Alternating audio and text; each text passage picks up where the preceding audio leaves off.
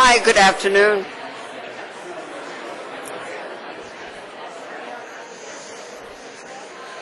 We're going to have some real substance, but we're also going to have some great theater.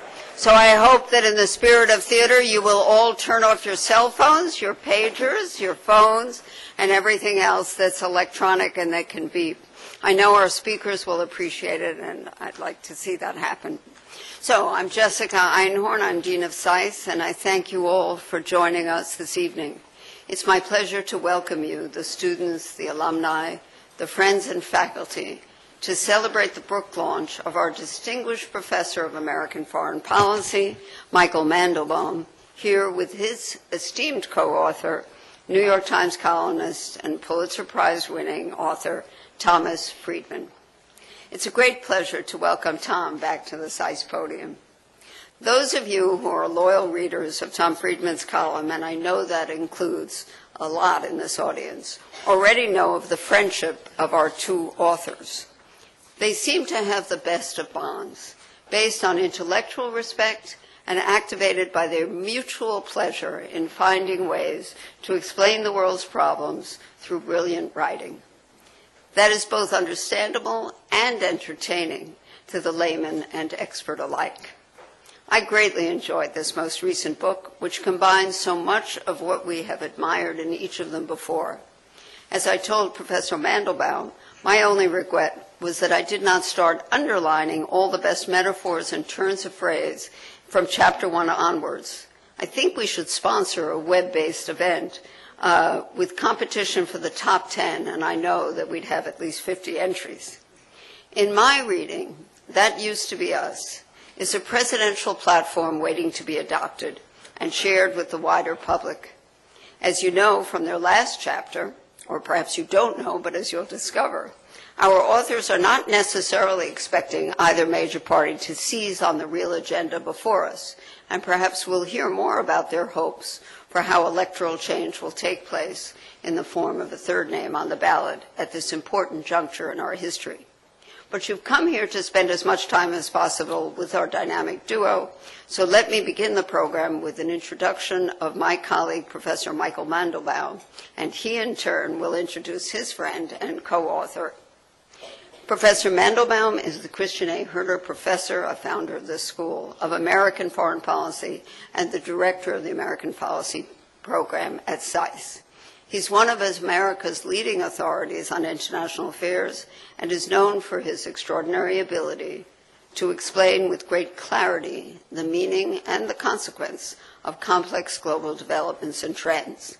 The World Affairs Council of America named him one of the most influential people in American foreign policy. He's the co-author of over a dozen books. Just in the last 10 years, he began with The Ideas That Conquered the World, Peace, Democracy, and Free Markets in the 21st Century, which has been translated into 7 languages, including Arabic and Chinese. And The Frugal Superpower, his 12th book, the one before this one, was published in 2010. Professor Mandelbaum and Professor Friedman, welcome. And Professor Mandelbaum, the podium is yours.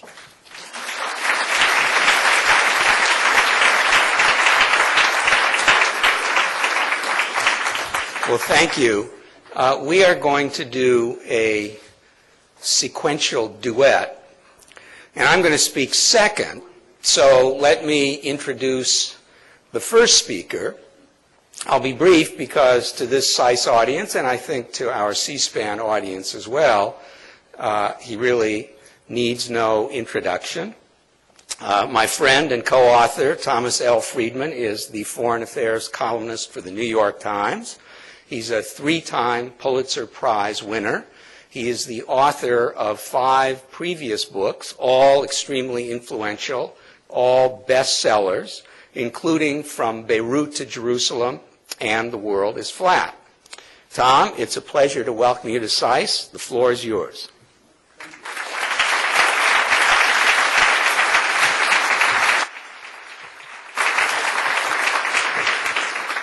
Michael, thank you very much. Am I on here? The thing is on. Can you all hear me? It's great to be back here at SAIS. Jessica, thank you for having us. And thank you for tenure. I didn't know I was a professor, but I am now, and I'm going to keep that and pocket it. What Michael and I are going to do, as he said, is a sequential duet. We're going to kind of break up the book. This is how we wrote it, and try to give you a basic overview, and then we look forward to taking questions. Now, when we've been on the road for a few weeks now, and whenever people hear the title of our book, That Used to Be Us, the first thing they ask is, but does it have a happy ending? And we tell everybody it absolutely does.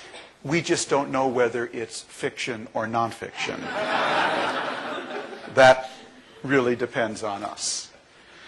Now, you might ask, how did two foreign policy wonks end up writing a book about domestic American politics and policy? And the answer, as Jessica hinted, is that Michael and I are old friends, and we are neighbors out in Bethesda. And we've basically been having a 20-year running conversation about foreign policy. Often interrupted with, honey, I'm on the phone with Michael. Can you just wait a second? And we started to notice something in the last couple of years. We would start out every conversation talking about the world, but we would end every conversation talking about America. And we basically realized after a while that America, its fate, future, vigor, and vitality, really is the biggest foreign policy issue in the world. And unless we really tackled that and thought that through, we really couldn't think clearly about foreign policy. Michael and I are both American nationalists. We really do believe that America plays a pivotal role in holding up the global system. We are the tent pole that holds up the world, for better and for worse, and we think for most of the time, and in most places, for much better. We provide enormous global governance for the world, and Michael's written about that in his last book. But we are convinced that if this tent pole buckles or frays, your kids won't just grow up in a different America. They'll grow up in a different world. They'll grow up in a fundamentally different world if we cannot provide the American dream for another generation. After all, when Britain went into decline, America was there to pick up the pieces and really provide that global governance. And if we now go into decline, who is there to pick up the pieces? So Michael and I are movie buffs, Michael in particular, actually. And we have a lot of movie references in the book. And there's one in particular that really captures for us kind of the pivotal moment we're at. It's from that 1958 classic Touch of Evil, starring Orson Welles. A movie about murder, kidnapping, conspiracy, and corruption in a town on the Mexican-American border. Welles, as you recall, plays a crooked cop who tries to frame his Mexican counterpart for murder. At one point, Welles stumbles into a brothel and finds the proprietor, Marlene Dietrich, who is also a fortune teller with cards spread out in front of her. "Read my future for me," Welles says. "You haven't got any," she replies. "Your future is all used up." It was really that fear about our own country that prompted us to write this book. Now let me jump right to the conclusion. We do not believe that is the case. We certainly don't believe it is inevitable. But it was out of concern about our future right now and how we think it through and how we do what is necessary to make sure it is not all used up that brought Michael and I to write this book. And so let me just share with you the first few paragraphs because it really frames the whole book. The opening chapter is called, "If You See Something, Say Something." This is a book about America that begins in China. In September 2010, Tom attended the World Economic Forum Summer Conference in Tianjin. 5 years earlier, getting to Tianjin had involved a 3.5-hour car ride from Beijing to a polluted, crowded Chinese version of Detroit. But things had changed.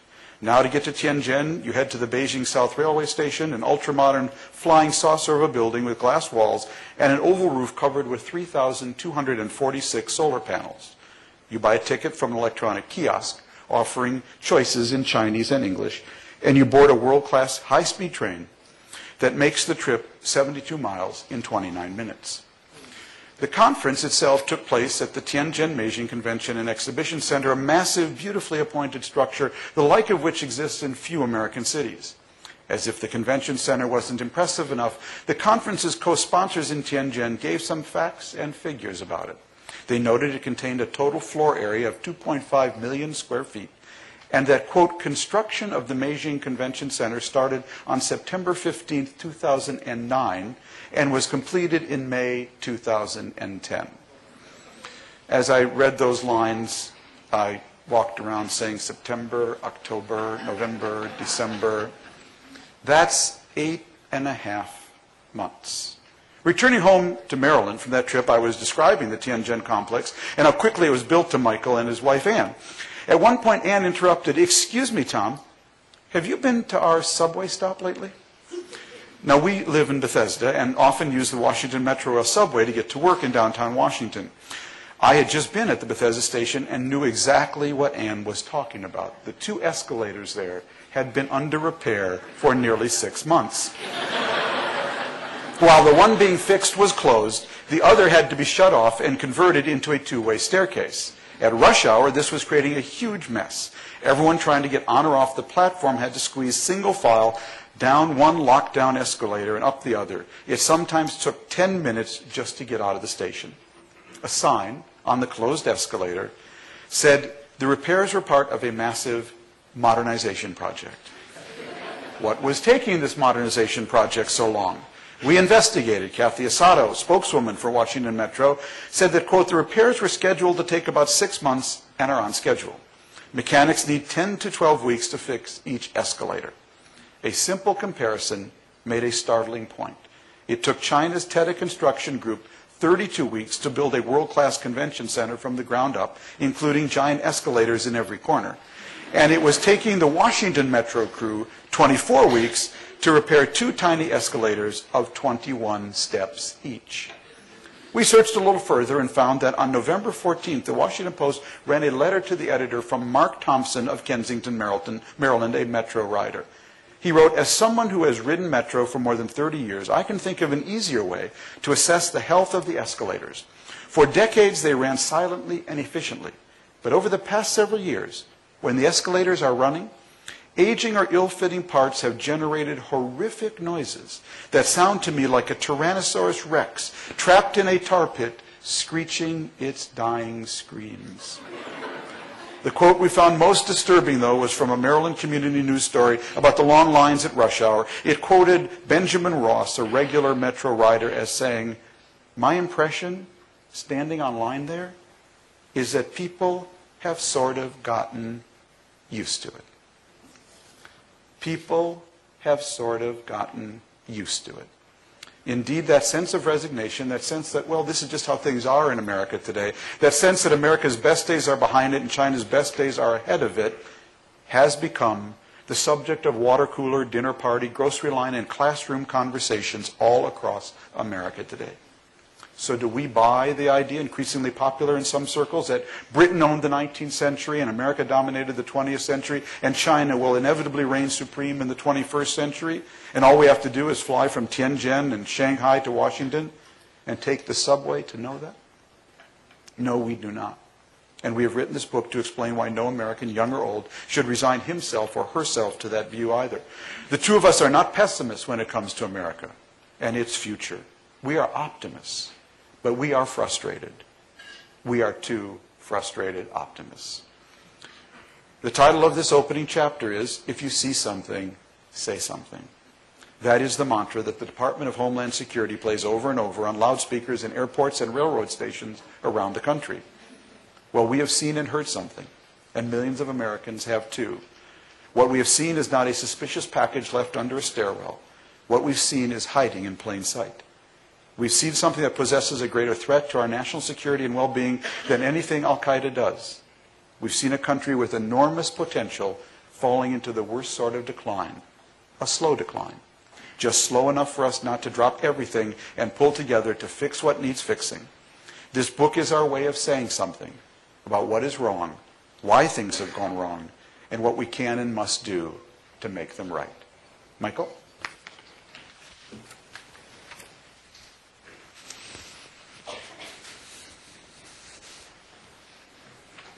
America faces 4 large challenges, and those challenges are the spine of That Used to Be Us. The book is organized around them. The first of these is the challenge posed by globalization, which, among other things, has brought 2 billion more workers into the global workforce over the last 2 decades.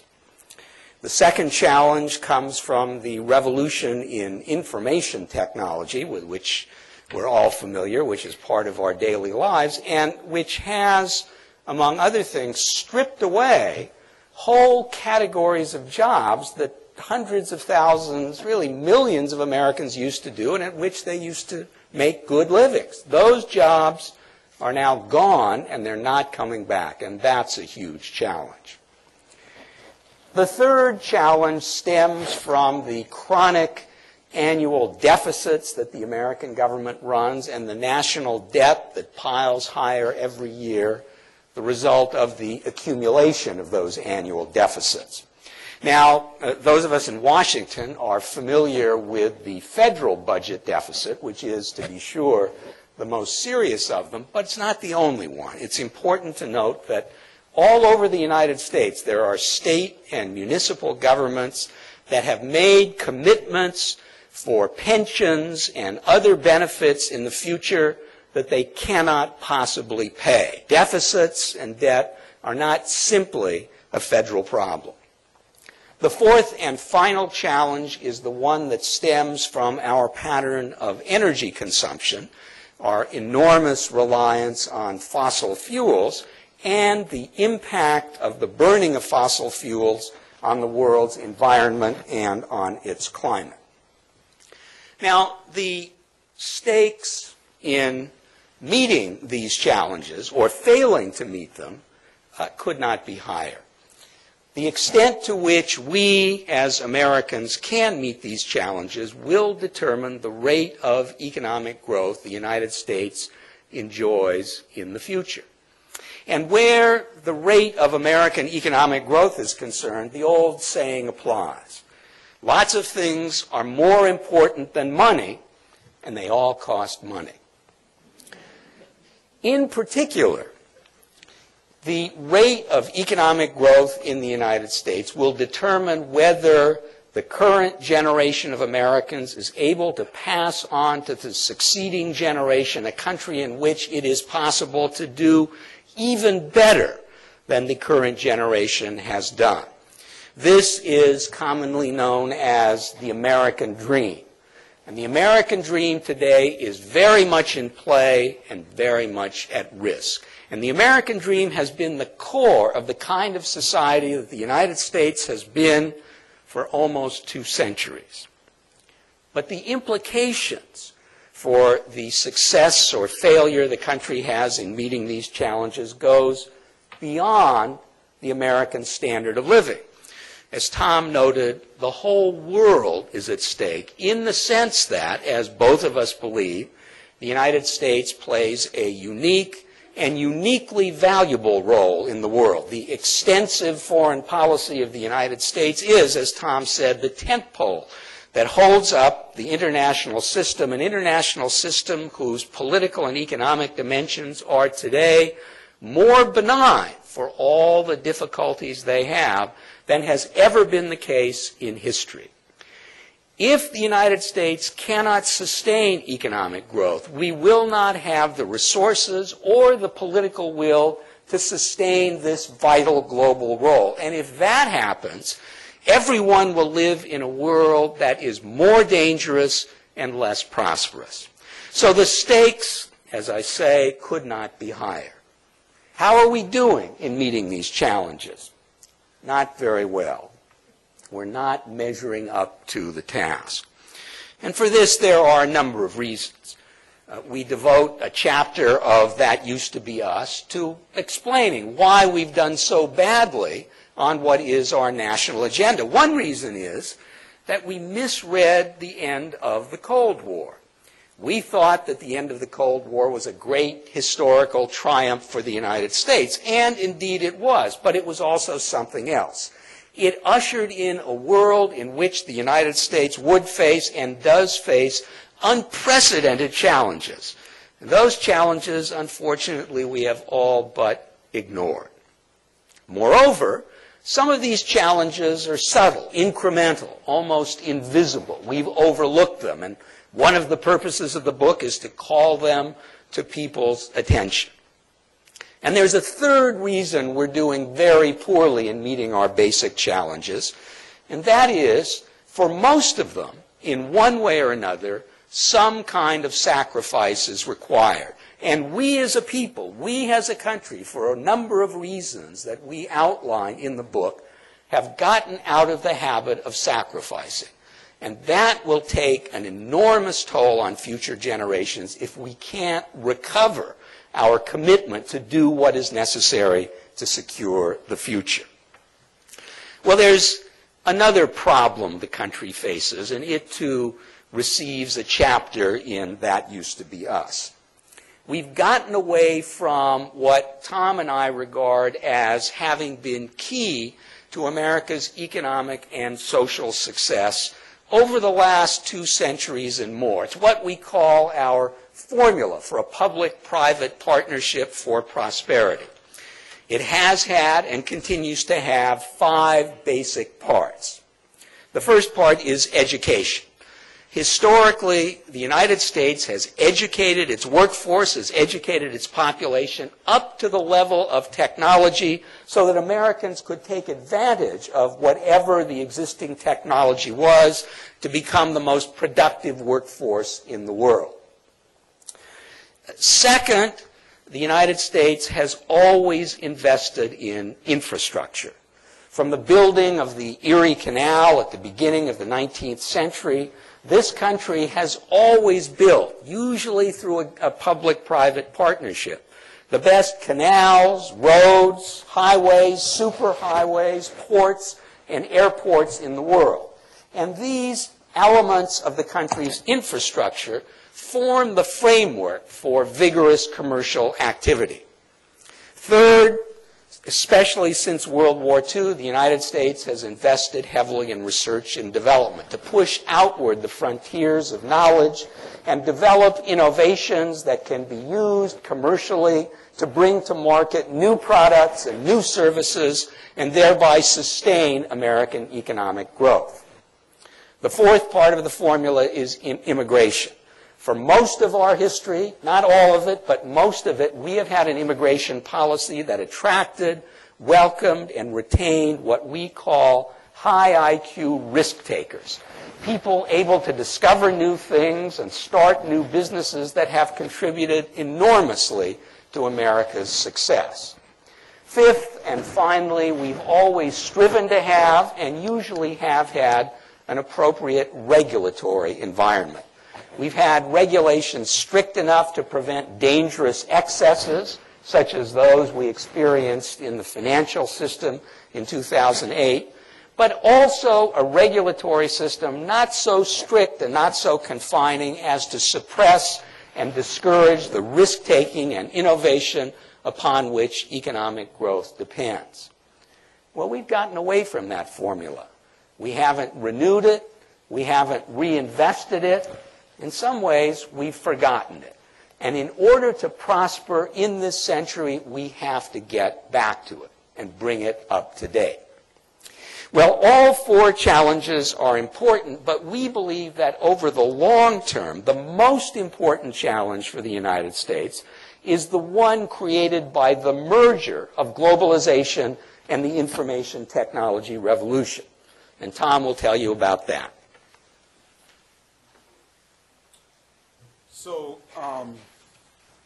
one of the fun things for me in working on this book with Michael was really to go back and think about what had happened to the forces that I argued had flattened the world in 2004, because that was really what we meant by the merger of globalization and the IT revolution. The world had gotten connected. And so when we sat down to work on this book, and particularly this chapter on the new challenge of the merger of globalization and IT, I went back to the first edition of The World is Flat, which I started in 2004. And I cracked open the book and looked in the index under F. And I discovered that Facebook wasn't in it. So when I was out there saying the world is flat, the world is flat. Facebook didn't exist. Twitter was a sound. The cloud was in the sky. 4G was a parking place. LinkedIn was a prison. Applications were what you sent to college. And for most people, Skype was a typo. All of that happened in just the last 6 years. None of those existed less than a decade ago. So what's really happened in the world, and I think we would agree, it was actually the most important thing that's happened in the world in the last 10 years, but it happened under the mask of the 2008 subprime crisis and 9/11, was that the world actually went from connected to hyperconnected. That's actually what happened. And it has fundamentally revolutionized the workplace, the education environment, and what students need to learn. Last time I had a book talk, there was a cameraman behind that camera. There isn't one now. That job was outsourced, as David Rothkopf says, not to Mexico or to China, but to the past. That's what the merger of globalization and IT is all about. And it is changing everything. Now you can see this often in just little stories in the newspaper. I love collecting these things. I was in India in October 2010 and was reading the Hindustan Times in the morning. And there was a little item there. It reported that a Nepali telecommunications firm had just started providing third-generation 3G mobile network service at the summit of Mount Everest, the world's tallest mountain. The story noted that this service would allow thousands of climbers and trekkers who throng the region every year access to high-speed internet and video calls from the summit of Mount Everest using their mobile phones. Can you imagine the number of calls being made from the top of Mount Everest that begin, "Mom, you'll never guess where I'm calling you from"? Now, the hyperconnecting of the world shows up in other ways as well. Another small item in my own newspaper, the New York Times, about 6 months ago. It reported that Grinnell College, a wonderful small liberal arts college in central Iowa, where my mother-in-law went, was later chairman of the board. Grinnell College this year, 1 out of 10 applications came from China. Of that, they have 1,600 students there. 1 out of 10 of their applications for the class of 2011 came from China, and 50% of those had perfect 800s on their math SATs. So when I wrote The World is Flat, I said, you're really not just, competing now with, now you are literally competing for a place at Grinnell with someone at PS21 in Shanghai, someone at Tolstoy University in Moscow. You are literally now competing head to head with them in this hyper-connected world. Now, what does that mean for the workplace?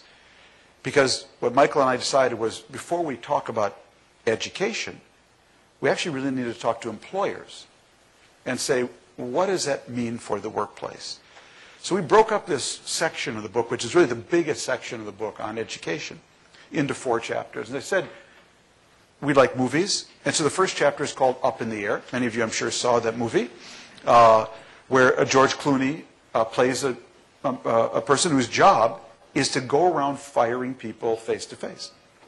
And he loses his job when his new assistant figures out a more efficient way to do that with the internet. That movie is the movie of our time. It is a brilliant film about what happens to the workplace when it gets hyper-connected. Now, labor economists, to put this in their jargon, speak about a phenomena called skills bias polarization. And what that means in English is that if you have the kind of skills, problem solving and creative thinking skills to take advantage of this hyperconnecting, you'll be fine. But if you don't now, there is nothing for you. So the labor market's getting divided up into sort of three broad segments. The first are people who have non-routine skills. That's what all of you aspire to, what I aspire to. These are people who are doctors, lawyers, musicians, artists, accountants, professors, hopefully journalists, people who do things that cannot be described by an algorithm and therefore cannot be outsourced, automated, roboticized, or digitized.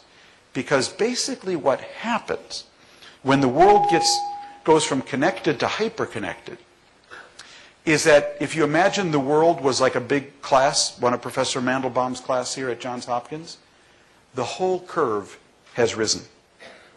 The whole curve has risen.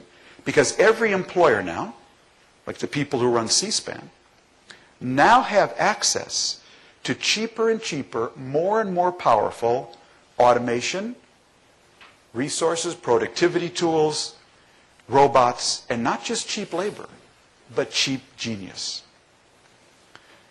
So the whole curve rises. So we all have to rise with that.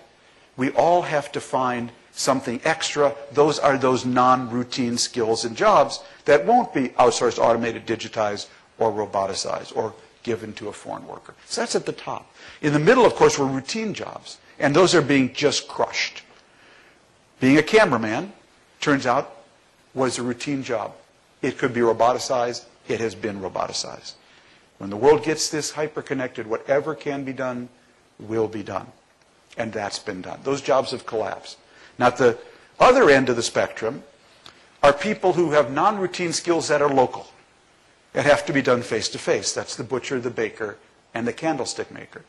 And their skills and their pay will depend on the health of your local economy. But those are kind of the three categories.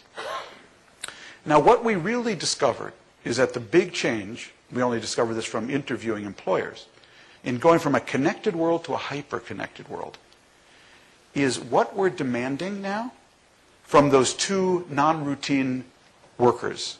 Those at the top called creators, and those at the bottom called servers. Okay? And what we discovered is that every employer now is looking for the same employee. They're looking for people who have non-routine, critical thinking and problem-solving skills, ... in order to get an interview. They're looking not just for creators, not just for accountants and lawyers and scientists. They're looking for creative creators.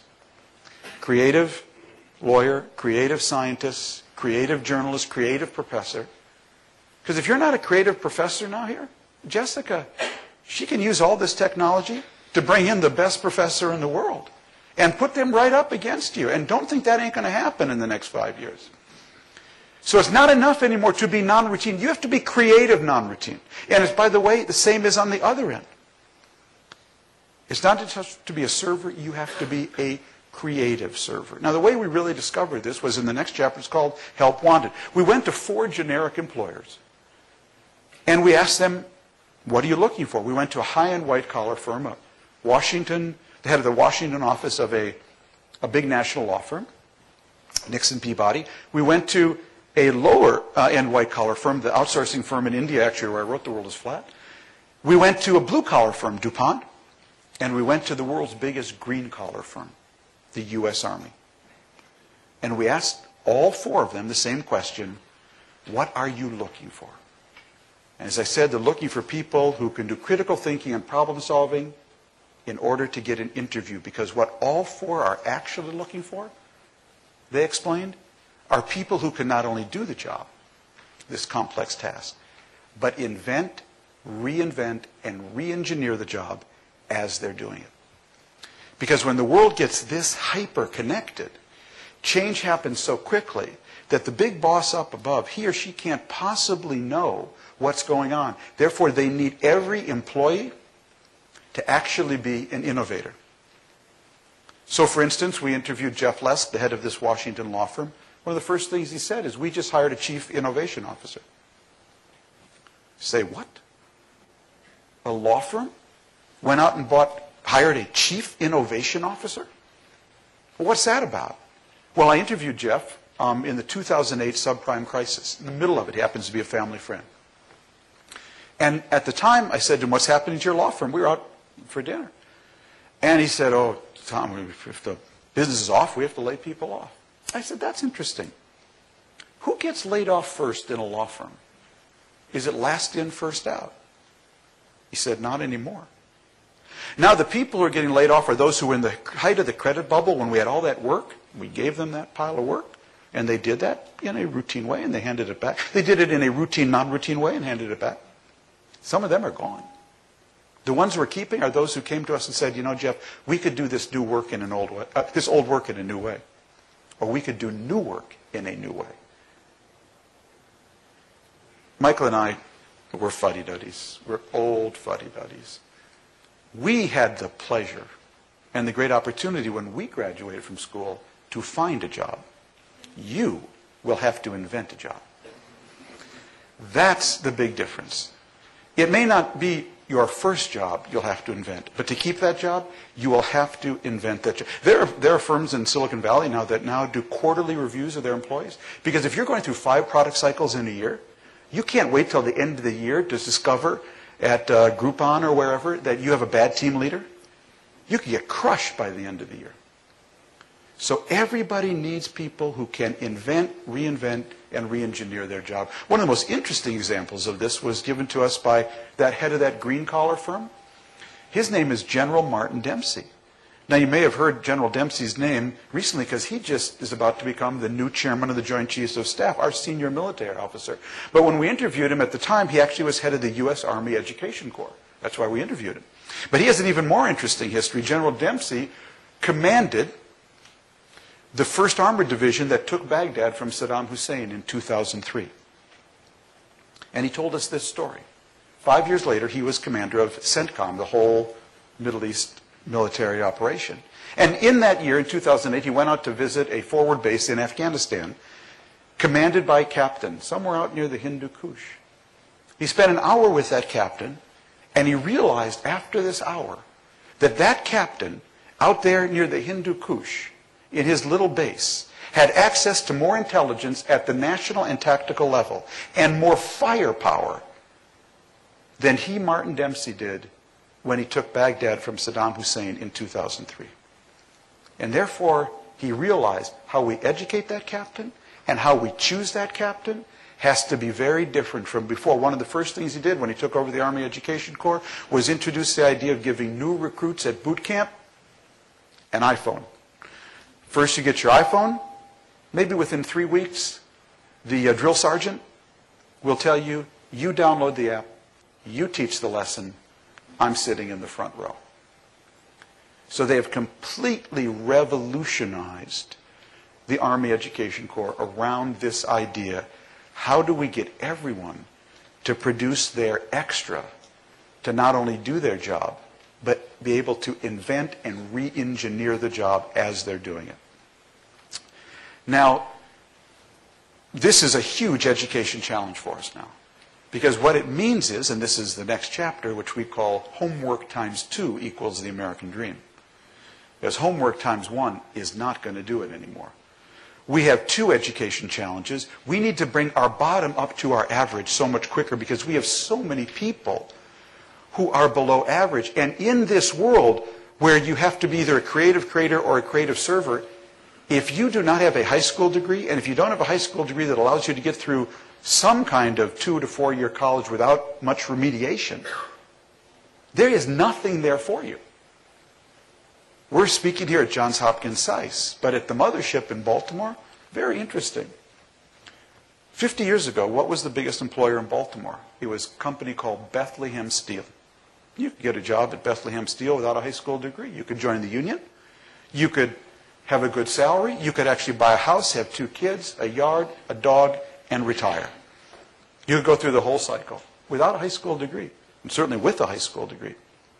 What's the biggest employer in Baltimore today? Johns Hopkins University Medical Center. They don't let you cut the grass there without a BA. You can't mow the lawn here without a BA. So we have, it will be. So we have 2 challenges. We need to bring our bottom to our average, and we need to bring our average so much higher to the global average, with particular emphasis on what Tony Wagner calls the 3 C's of education: creativity, communication, and collaboration. So you have people who can not only do their job, but invent and reinvent it on the spot. As Ellen Kullman, the head of DuPont, says to us in the book, I need every employee now to be present all the time. Because in this hyper-connected world, and this is the last chapter of the 4, average is officially over. What happens when the world gets this hyper-connected, and your next boss has access to that robot, or cheap genius, or automation or digitization, average is over. You know, Woody Allen's dictum that 80 or 90% of life is just showing up is, as they say, NA, no longer applicable. If you just show up for your job, okay, you're not going to have that job or thrive in that job much longer. There's a saying in Texas, if all you ever do is all you've ever done, and all you ever get is all you ever got, that too is NA, no longer applicable. If all you ever do is all you've ever done, trust me, in this hyper-connected world, all you'll ever get is not all you ever got. You will get below average. We are now all living in Garrison Keillor's Lake Wobegon, where all the men are strong, all the women are beautiful, and all the children are above average. Average is officially over. And so what this means for education is 2 things. As I said, we need to bring our bottom to our average, and we need to bring our average so much higher. One requires more education, the other requires better education. Now we conclude this chapter and this whole section by trying to think through, well, what is the right mode then for educators, for parents, as they think about describing and inspire this world and inspiring their kids to thrive in? And we would leave you with just sort of 3 attitudinal points that we would suggest. Think like a new immigrant. Think like a new immigrant, okay?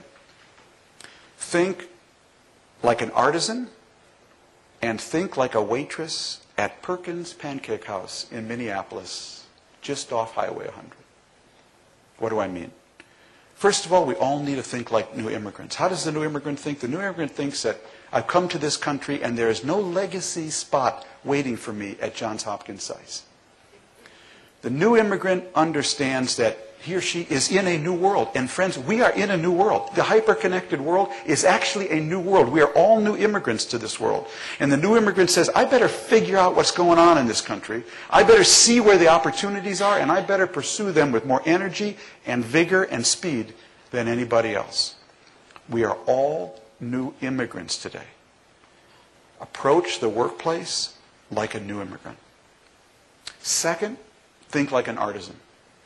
That's an idea that Lawrence Katz, professor of labor economics at Harvard, has coined. And what Larry basically says, who is the artisan? The artisan was that person in the Middle Ages before mass production, before mass manufacturing. The artisan made everything one-off, made every pair of shoes individually, every purse, every saddle, every utensil. And the best artisans took such pride in their work. They brought something so extra to their work, they insisted on carving their initials into it. Do your job every day in a way that you would want to carve your initials into it at the end of the day. That's what insulates you from being outsourced, automated, digitized, or roboticized. Lastly, not everyone can, invent software like Steve Jobs or start a company like Michael Dell. But everyone's above average at something. Everyone can find they're extra somewhere. Maybe it's the employee at the nursing home. Anyone who's had an aged parent in a nursing home knows how much you would pay for that one nurse or healthcare worker who actually engages your aging parent and puts a smile on their face. That's their extra. Everyone has some extra they can bring. And I really learned this in being on a visit home. I'm from Minneapolis, and having breakfast at Perkins Pancake House at Highway 100 in Minneapolis, my best friend, Ken Greer. We're having breakfast, and I ordered 3 buttermilk pancakes and scrambled eggs. Ken ordered 3 buttermilk pancakes and fruit.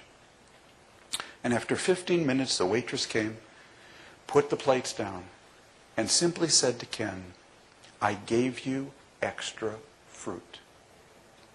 She got a 50% tip from us.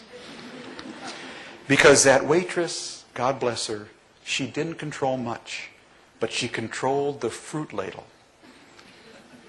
And that was her extra. Everybody has got to find their extra. And I know what you're thinking. You're thinking, very easy for you to say, Mr. New York Times columnist. Okay. I was born at night, but not last night. I know what you're saying. No, you don't understand. You see, I inherited James Reston's office at the Washington Bureau of the New York Times. What a thrill. I got to meet him once. I suspect, though, Mr. Reston used to come to the office back in the 1960s and 70s and say to himself, I wonder what my 7 competitors are going to write today. And by the way, he probably knew all 7. Walter Lippmann, Mary McGrory, Stuart Alsop. I do the same thing. I come to the office every day and I ask, I wonder what my 70 million competitors are going to write today. Because if I can't write better than the best Indian columnist or blogger when I'm writing about India, or the best Iraqi columnist or blogger when I'm writing about Iraq, you can go to Real Clear Politics. You can get them right up on your screen, right next to my column. So we're all caught up in this. We all need to find our extra, because average really is over.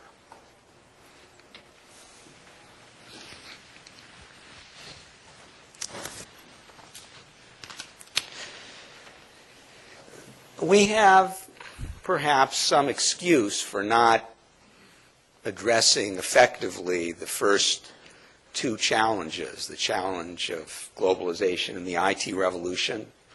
The combination is in some ways subtle, took place underneath the radar of great political events. It's not always easy to know how best to adapt to these challenges, but where the 3rd and 4th challenges are concerned, the challenges of deficits and debt and of energy and climate, we have no such excuse. These are not hidden, they're not subtle, they're well known, and yet, really, for the last 2 decades, and especially for the last decade, not only have we not been addressing these 2 challenges effectively, some of us, in some cases many of us, influential people, have been denying that they even exist.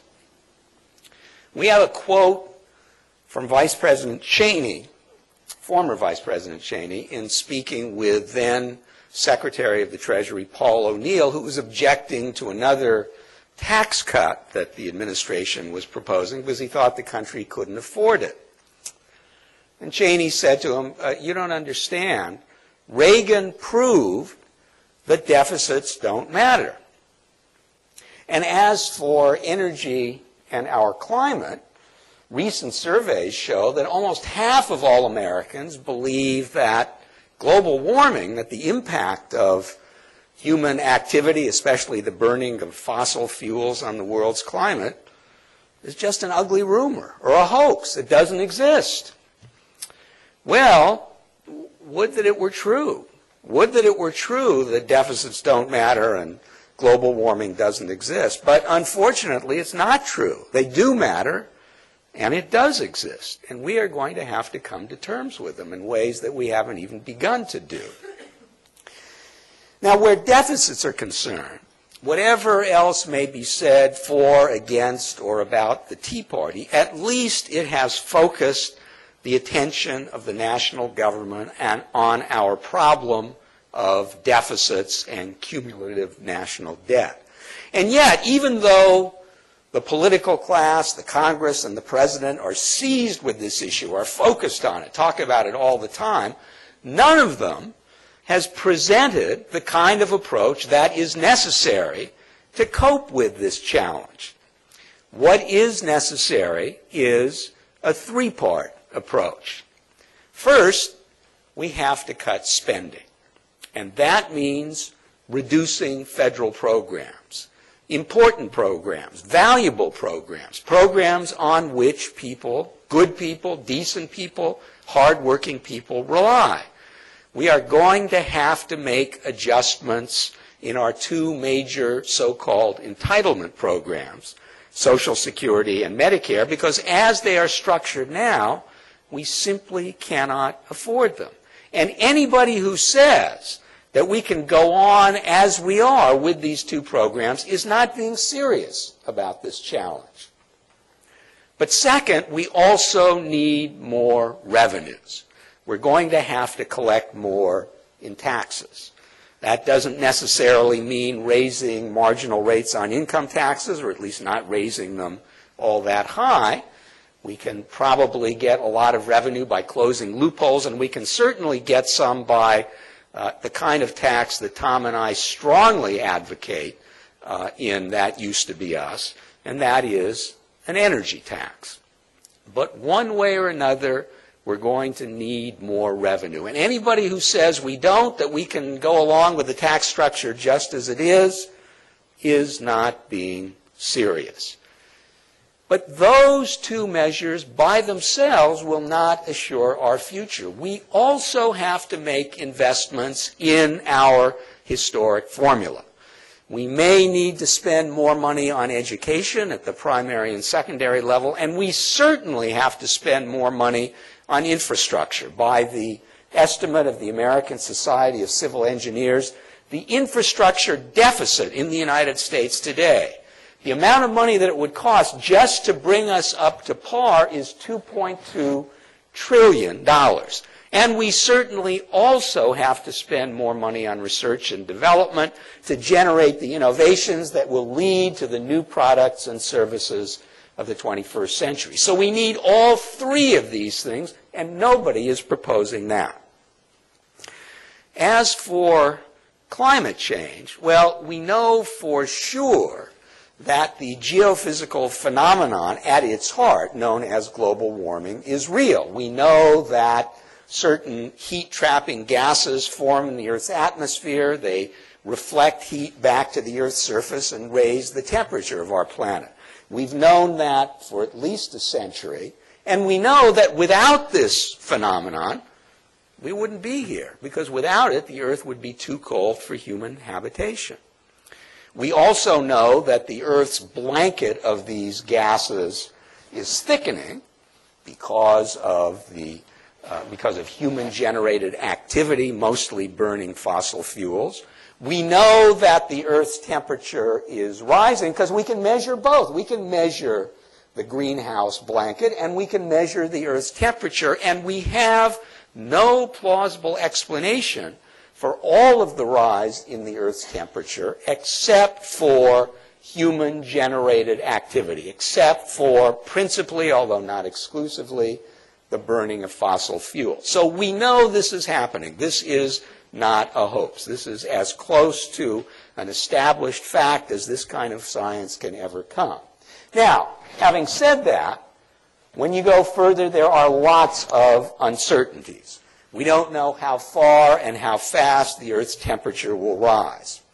We don't know what the effects will be.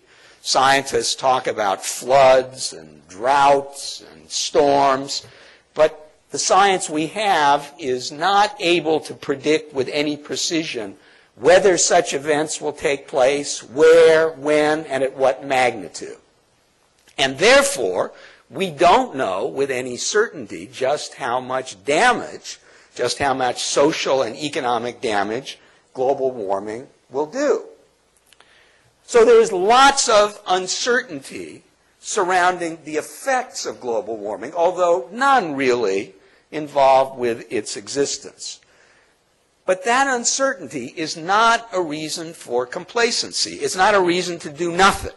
It's true that because of these uncertainties, the effects of global warming could be more benign than most scientists believe they will be. But equally, that uncertainty means that the effects could be much more severe. It is conceivable, perhaps not the likeliest outcome, but certainly conceivable within the boundaries of possibility, that global warming, if it goes unchecked, could do catastrophic and irreparable damage to the planet, which is the only habitable one we know about. As somebody put it, and as we quote in That Used to Be Us, we are running an uncontrolled experiment on the only home we have. So we need to start doing something about this problem. And the essence of any response that is serious to this problem is raising the price of fossil fuels. We won't get off fossil fuels immediately, overnight, or completely in the lifetime of anyone in this room. It's a difficult, complicated, long-term problem, but elementary prudence dictates that we start now, and the way we start is by raising the price of fuel, and no one is advocating that. Well, there's one more reason besides those I mentioned before that we're doing so poorly in coping with our four major challenges and thereby putting our future in jeopardy. Our political system is broken. It's simply not working. It is dysfunctional. And the basic reason for that, as we outline in a chapter devoted to American politics in That Used to Be Us, is the extreme polarization dividing our two major political parties. Republicans and Democrats are, in political terms, farther apart than they've been in 100 years, possibly farther apart than they've been since the 1850s, and we know what that led to. Now, there are complicated and deeply rooted reasons for this. It didn't happen overnight. The process took 4 decades to play out. It wasn't the work of one administration or one party or one individual, and it won't be easy to fix. But it is an enormous problem for us because it means that the two parties cannot cooperate to bring forth the measures that we need to cope with these large and growing challenges. It means that the political system is paralyzed while these challenges grow worse, and that problem is aggravated by 2 other things. The growing importance of money and the increasing power of special interests in American politics, and the new media, which has many great advantages, brings many blessings to American democracy, but also has the effect, in general, of increasing polarization. So we not only have these 4 great challenges, we have a serious political problem in trying to cope with them. Well, from here, there is both bad news and good news. The bad news is that the paralysis of our political system is not the only reason that we're having such difficulty in meeting our major challenges.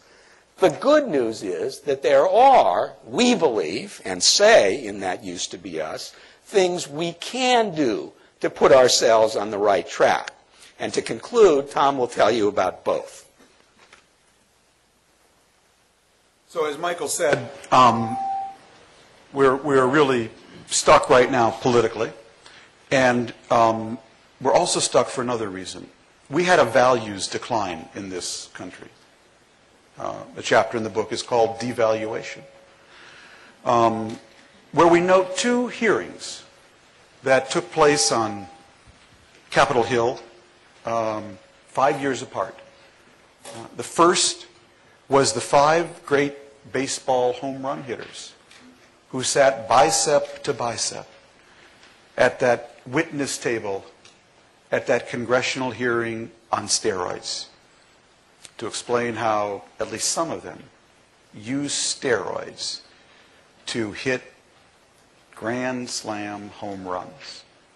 And 5 years later, not far away, on that same Capitol Hill, in another hearing room, the 5 big Wall Street bankers sat briefcase to briefcase and explained how they use steroids, called credit default swaps, in order to hit grand slam home runs. We have been cheating ourselves. What happened in baseball is exactly what happened on Wall Street. Rather than building muscle the old-fashioned way, we injected ourselves with steroids. Now, we know the greatest generation, the generation born and hardened in the Depression, forged and steeled by World War II, and ultimately brought us the victory in the Cold War. This was a generation that believed in 2 things. One, save and invest. Save and invest. And we are actually now eating through all their savings and investing. And the other thing they believed in were what our teacher and friend Dov Seidman calls sustainable values. Values that sustain. Our generation, both Michael and I are baby boomers. We, as Kurt Anderson said, we thought Mardi Gras and Christmas were so much fun, we'd make them every day of the week. We believed in borrow and spend. We believed in situational values. Do whatever the situation allows. If the situation allows me to give you an $800,000 mortgage and you only have $10,000 in income and all I've asked you is, can you fog up a knife for ID? I do it. And if the situation allows it, just do it. As I said, our book is built around movies. And of course, the great movie of our time about this issue is Jerry Maguire. Show me the money. Jerry Maguire, as Dov Seidman points out, is all about the struggle in one firm between the guy who wants to do things sustainably and all his partners who want to act situationally. Now, we had a values decline, and that's also very much part of this. So that really brings us to the concluding section of the book, and I just want to make 2 quick points before we close. One is, what do we do about it? Well, what Michael and I argue in a chapter called Shock Therapy, which is a phrase we chose very consciously. As you recall, that was what we thought we needed to deliver to the post-Soviet Union to get their economy going, shock therapy. We are now the ones who need shock therapy. Because right now, for us to be able to solve our big problems and basically rebuild, revive, and re-energize our formula for success, we need 2 things. First, we need to be able to act collectively. That's what we've lost in this political paralysis and values decline. Because all the problems we face today that Michael laid out, they all only have collective solutions. You cannot solve these problems without collective action of a scale of World War II or the Cold War. And that's why, we believe our fundamental choice right now is we're either going to have a hard decade or a bad century. Either we act collectively in the next decade and dig out of this hole, or we're going to have a bad century. Those are really the choices. And the politics we need, though, is not only one that involves collective action, it's a politics that has a hybrid agenda. Because we now need to do 3 things at once. We need to, as Michael said, we need to cut spending. We have made promises to your generation that we cannot possibly keep. Second, we need to raise revenue, because we cannot just shred Social Security and Medicare. We are capitalists. A capitalist system needs safety nets if it's going to thrive and survive, because capitalism is brutal. It has wild swings, and what enables capitalism to thrive and continue is that people know there are safety nets under there. The old saying that if you want to live like a Republican, vote like a Democrat, has some truth to it. Okay? We need to cut spending. we need to raise revenue, and we need to invest again in all 5 pillars of our formula: education, infrastructure, immigration, rules, and government-funded research. We need to do all 3 at once. Now, it happens that that hybrid agenda doesn't quite correspond, yet at least, to the agenda, to our satisfaction, of either party. Neither party's quite got that hybrid. And that brings up the shock therapy. What we believe is, Michael and I do not have a candidate. We don't have a party. We have an agenda. And if that agenda is taken up by President Obama in the vigorous way that we think it needs to be taken up, we are Obamaites. If it's taken up by Rick Perry or Romney or somebody else, then we're for them. We are for whoever comes up with that agenda. But if nobody comes up with that agenda, what we would argue and hope for is that someone will start an independent candidacy or third party that will put that agenda before the public. Because without that kind of shock therapy that proves that there actually is a radical center in this country that would support that agenda of 30 to 40%, without that, we're never going to get out of this paralysis.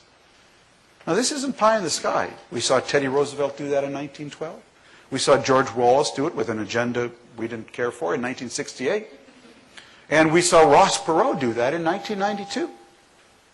Let's remember, Ross Perot made Bill Clinton a deficit reducer. Ask Bob Rubin. Ross Perot had 40% of the vote at one point. He won 20%. And he was nuts. Okay? Okay? I mean, at the end, he thought little black helicopters were chasing him. Okay? But his agenda linked up with where the center of the country was. And it had a huge effect. And that's why there are 2 things we would tell you about a third party if one were to emerge. One is that candidate, he or she, would not win. And the other is, we believe, if he or she had this agenda, they would have a bigger impact on the country's future than the person who does. Because the only way to break out of this paralysis is by changing the incentives. Now, these people are politicians today. They're not stupid. I mean, most of them at least. They're not stupid. They're clearly operating on a different set of incentives than we are. So I've been saying we're having an economic crisis, and they're having an election. And the 2 barely overlap. So it's like they are in a parallel universe operating to different incentives, as Michael said, set by special interests, money in politics, the media, etc. The only way to change that is to change the incentives. Life is about incentives. Move the cheese, move the mouse. Don't move the cheese, the mouse doesn't move. We need to move the cheese to show these 2 parties that there is a huge chunk of cheese right in the center of the country. So instead of always directing their eyes to their extreme flanks, I mean, watch the Republican debate. I mean, it's about one person trying to get to the right of another person, trying to get to the right of another person, trying to get it. And then somebody is brave enough for showing the courage of literally a Medal of Honor winner to say, maybe climate change exists. I didn't say that, real loud. I mean, just sort of maybe. I mean, if you hold it up to the right. I didn't say that, but some people say climate change exists. That now goes for courage in the Republican Party. Some people believe in gravity. Some people think the apple came down from the tree on Newton. Some think the apple came out of his head. I mean,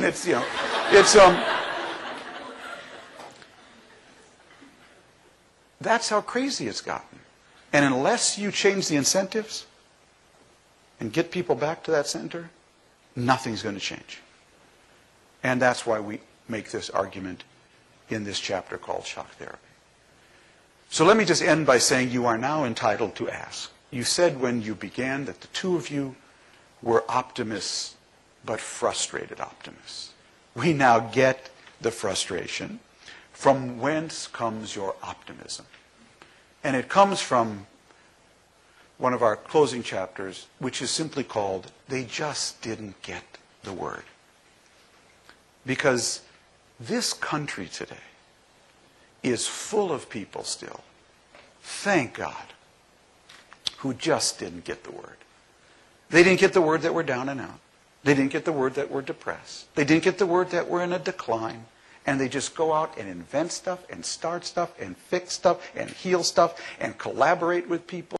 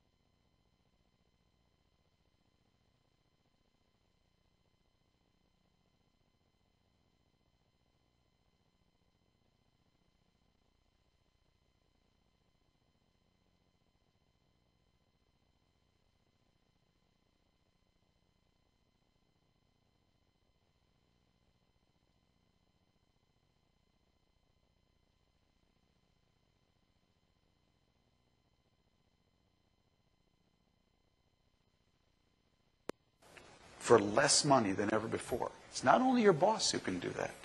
You can do it too. If it's not happening, it's because you're not doing it. There's no other excuse now. So what we say in the book is if we were to draw a picture of America today, it'd actually be a picture of the space shuttle taking off. You've seen that space shuttle. All this incredible thrust coming from below, that's all those people out there who just didn't get the word. But in our case, the booster rocket, Washington, D.C., is cracked and leaking energy. And the pilots in the cockpit are fighting over the flight plan. So right now, we can't achieve escape velocity. The escape velocity we need to get into the next orbit.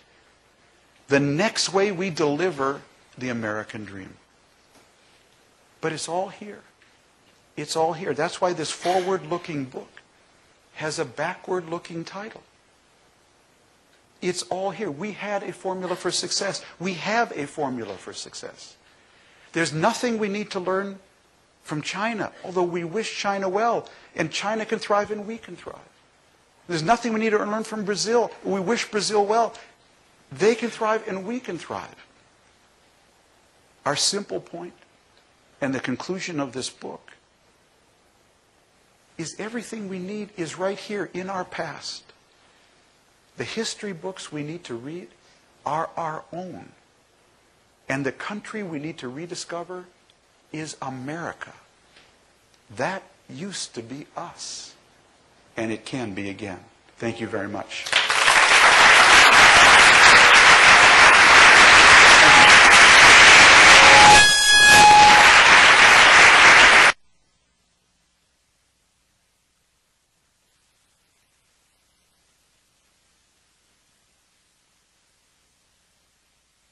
Thank you. Well, we do have time for a few questions.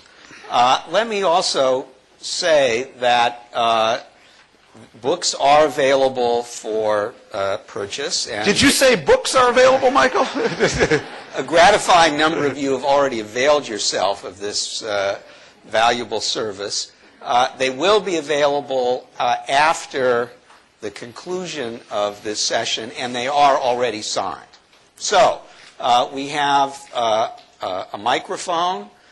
We have a gentleman who wishes to ask a question over here. Bunch of them over here. Yeah. Hard to reach, but we'll count on it being worth the trouble. Thank you. This is Yunus Sönmez. I'm actually not an American, a Turkish. But I hope, starting from escalators in DuPont Circle. It goes well because, I mean, it's really a problem for us as well. The second thing, I'm going to ask about incentives. I checked your book. I saw a third-party issue on the book. Can you a little bit open the issue of like how you can change the incentives? I mean, what kind of things that you are thinking about this? Well, it's a good question. It is spelled out in the chapter on shock therapy in That Used to Be Us. Politicians operate according to incentives. But what they're trying to earn is not money, or at least not overtly. They're trying to earn votes. And they will do what they need to do in order to get votes. Now, the reason that they behave as they do, the reason that the two parties are so polarized, is that the political system has evolved in such a way that the core members of each party, the so-called base, who control the nominations, are much further apart than the country itself. So the parties don't really represent the country all that well, and the people in the middle, because of the way the system works, don't really get the kind of voice that they deserve or that they should have by virtue of their numbers. Now, how do you change that? Well, if there is a credible independent candidate who runs on the kind of platform that we have outlined in the book, and if that candidate does as well as Theodore Roosevelt did running as an independent in 1912, or George Wallace did in 1968, or Ross Perot did in 1992, that will demonstrate to both parties that there is a large block of voters up for grabs. And each of these two parties will have a powerful incentive to move to the center, to co-opt some of the issues of this centrist candidate in order to get that candidate's voters in the next election. And the incentive will be powerful because if such a candidate runs on the platform that we suggest, those voters will be available either to Republicans or to Democrats, and each party will have an incentive to try to capture those voters, lest the other do it, and the party become the minority. So if you have a substantial block in the middle, you draw both parties to the middle. That has happened in the past, and we believe that it can happen again. That's how political incentives work. Yes, sir, right here. Hi, Matthew Asada, Foreign Service Officer and a member of the elected board for my public sector union. And leafing through the index of the book, I looked for three things. I looked for labor, I looked for union, and I looked for new social contract, or anything to that regard. And I couldn't find actually a single mention of any of those. And so my question to you, in this internationally competitive world, what does that new social contract look like? Can we today afford things like Sunday differential? Can we afford things like nighttime differential? Can we afford things like overtime pay for our labor? What does it look like? Yeah, that's a very good question. I want to get something that's in my notes. And obviously when you're, doing a book like this, you don't get to touch every subject. But I think that my answer to you would be this. I'm going to read just something from the book that's relevant. I think we can afford all of those things in theory, provided you as a worker or as a collective are delivering unique value creation.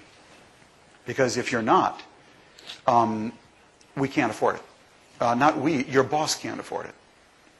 So let me just read you a section from the book. It's an interview. It's actually an insight from John Jawich, who has headed a variety of technology companies and startups, including Red Prairie and 5 Qubits. He also teaches MBA courses. He wrote this on his blog. He actually posted it on a column of mine, and I thought it was compelling enough to repeat it. I'm in the business of killing jobs. I kill jobs in 3 ways. I kill jobs when I sell. I kill jobs by killing competitors. And I kill jobs by focusing on internal productivity. All of the companies I have been a CEO of, through best-in-practices, services, and software, eliminate jobs. They eliminate jobs by automation, outsourcing, and efficiencies of process. The marketing is clear, less workers, more consistent output. I reckon in the last decade I've eliminated over 100,000 jobs in the worldwide economy from the software and services my companies sell. So there, I've said it. I'm a serial job killer. Any job that can be eliminated through technology or cheaper labor is by definition not coming back. The worker can come back. The most often come back by being underemployed. Others upgrade their skills and return to previous levels of compensation. But as a whole, the productivity gains over the last 20 years have changed the landscape of what is a sustainable job. So what then is a sustainable job?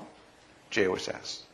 The best way I can articulate what is a sustainable job is to tell you, as a job killer, it's a job I can't kill. I can't kill creative people. There's no productivity solution or outsourcing that I can sell to eliminate a creative person. I can't kill unique value creators. A unique value creator is, well, unique. They might be someone with a relationship with a client. They might be someone who is a great salesman. They might be someone who has spent so much time mastering a market that they are subject matter experts. So my answer to you would be, is that, I mean, I can give you whatever answer you want. Yes, people deserve overtime. They deserve everything, all these benefits. But I will tell you that in a hyper-connected world, they will only be sustainable. Whatever they get through labor action and collective bargaining, they will only be sustainable if those workers are unique value creators. Otherwise, that company won't be there. Next question. Let's have the lady right here. Then we'll go to the back. Hi there. My name is Raven Bukowski. I'm a second-year student strategic studies concentrator, and I also work for the Department of Defense. I'm a big fan of the book. I agree with all of your prescriptions. They're very well laid out.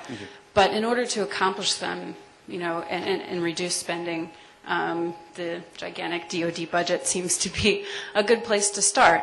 And unfortunately, in this time, we do face a lot of security threats abroad and also have a great stake in securing our national interests abroad. So if you could recommend one or two areas of reform for our national security strategy. And will you please sign my book afterwards? Thank Love you. to. Thank you.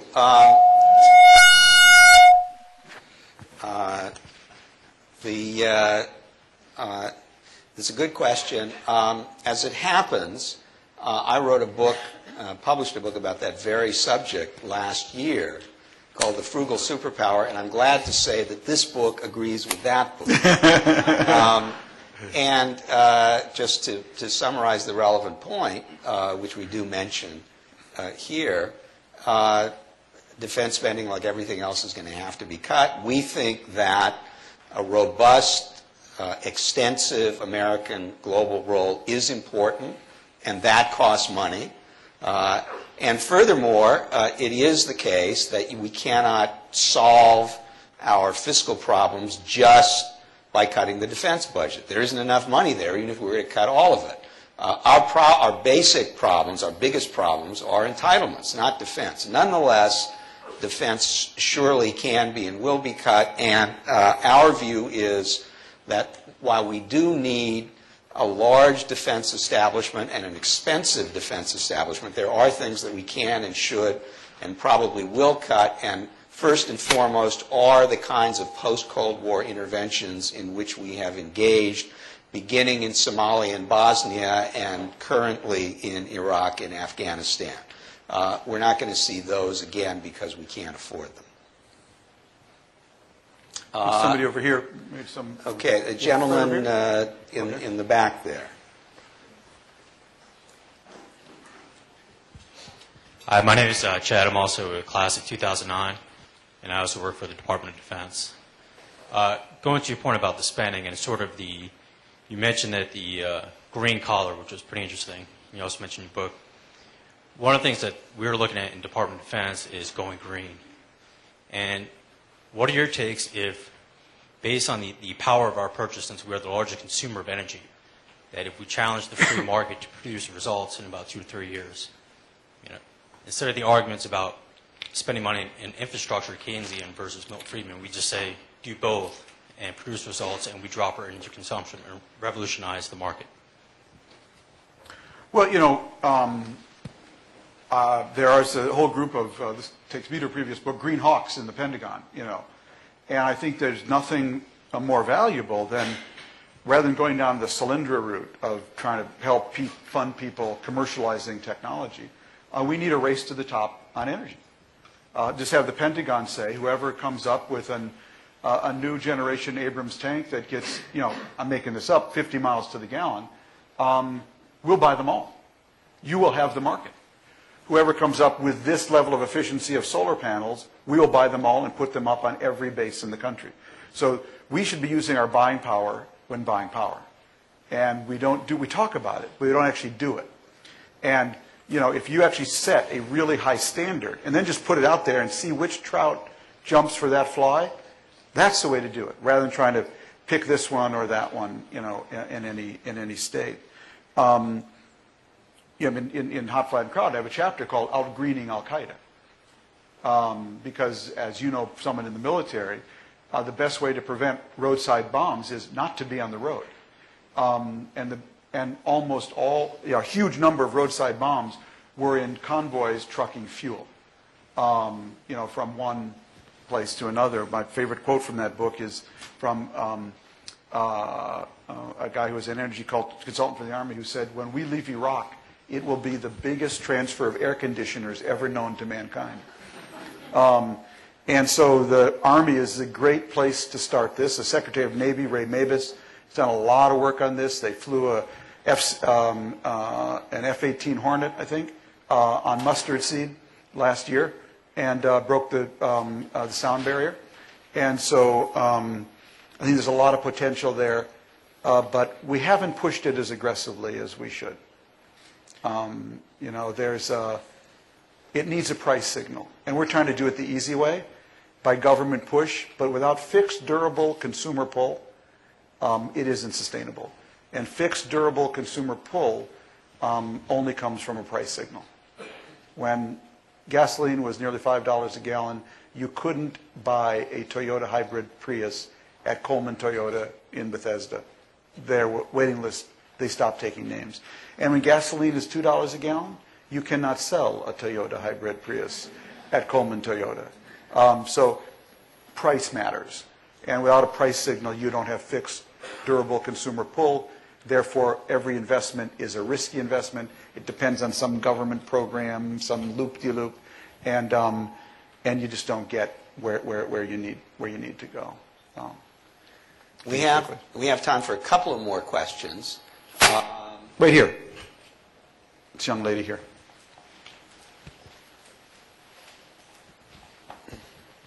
Thank you so much. My name is Sam, and I'm an intern with the Pulitzer Center on Crisis Reporting. Mm-hmm. And the center actually does a lot of stories on issues of climate change. And I really do agree that we need to move away from fossil fuel.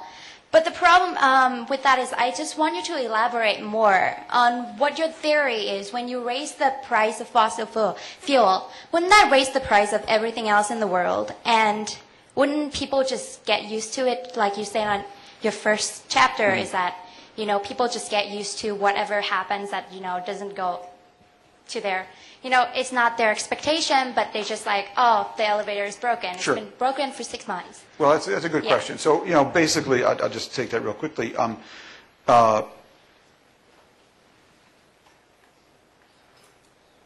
Imagine that I invented the world's first cell phone. And I came to Jessica here, the dean, and I said, Jessica, I have a phone you can carry in your pocket. She'd say, Tom, a phone I can carry in my pocket? So like I can call SAIS donors and alums like 24/7, 365? That's right, Jess. I have a phone you can carry in your pocket. What would she say? She'd say, Tom, I'll take 10. I'd say, wait a minute, Jessica, wait a minute. This thing called a cell phone, they cost $1,000 each. She'd say, no problem, Tom. A phone I can carry in my pocket would change my life. It would give me a whole new set of functions I've never had before. So her one, him one, her one, you one. What happens? You know what happens. 6 months I'm back here at Johns Hopkins SAIS. My cell phone now weighs half the amount and costs only $500. Why? Because I've moved down the cost volume learning curve, heading toward the Chindia price, the price where my thing called a cell phone will scale in China and India. Remember, oil, gas, uranium, those are commodities. What happens when you create more demand for a commodity? The price goes up. Cell phone, solar cells, those are technologies. What happens when you create more demand for a technology? The price goes down. You know that from your iPhone. I love Johns Hopkins SAIS. Come back a year later. I say, Jessica, how'd that cell phone work out for you? Oh, Tom, changed my life. I've been raising money out the wazoo, okay? Got another deal for you, Jess. See these lights here in your auditorium? I'm going to power these lights with solar energy on the roof of this building. But it is going to cost you $100 more a month. What would Jessica say? She'd say, Tom. Remember that cell phone you sold me? That changed my life. Gave me a whole new set of functions I never had before. It was great. Tom, you've spoken here in this auditorium twice. And you know, we already have light. And we don't really care where the photons and electrons come from. So unless the mayor of D.C. comes along and says, D. Neinhardt, from now on you're going to pay the fully burdened cost of those lights. You're going to pay the cost of the CO2 in the atmosphere, cost of the troops protecting the oil from the Persian Gulf. They're now going to cost you $200 a month. What happens then? Jessica gets on her cell phone, which now costs only $25 and clips to her ear, and says, Tom, your solar lights? I'll take 10. And then what? Then I'm heading down the cost volume curve on my solar lights. Sure, there's a transition. But remember, as you go through this transition, your higher unit cost of energy will be higher, but you will be using less energy. So your actual bill, okay, if the system works as it would in other technologies, will actually be lower. And ultimately, you're heading for a world where solar cells will be as cheap as tennis shoes. But when you're dealing with a new technology, this is the one you have to understand weakness of green power and power in general. It's not like a cell phone. It's not like a computer. When you went from your typewriter to a computer, you would have paid anything. When you went from a fixed line to a cell phone, you'd pay anything because you were getting whole new functions. When you go from green energy, from dirty energy to green energy, you don't get a new function. You get the same heating, the same cooling, the same mobility, and the same light. And therefore, to get people to switch, you have to have a price signal. Last question, back there.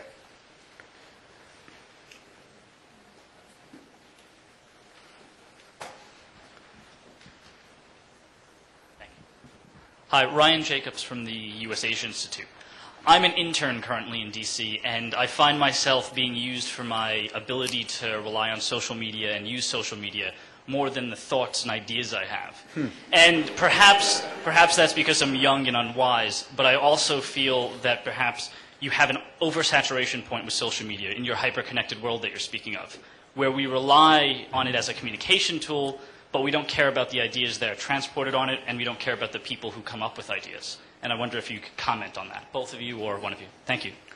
Well, I've gotten in trouble, so don't tell anybody I said this. But I've never been on Twitter, I've never been on Facebook, and I've never smoked a cigarette. And I'm planning on dying saying all three. Because I do believe it is about the content, you know. And that I find that it's really hard, at least for me, to focus on traditional reporting, writing, thinking, and editing when I would be tweeting or whatever every second. And or posting something every second. So I famously talk the talk of globalization, but I do not walk the walk. Content doesn't matter to you if you want to have your present position for the rest of your life. If you want to get a better job, content matters. Thank you all for coming.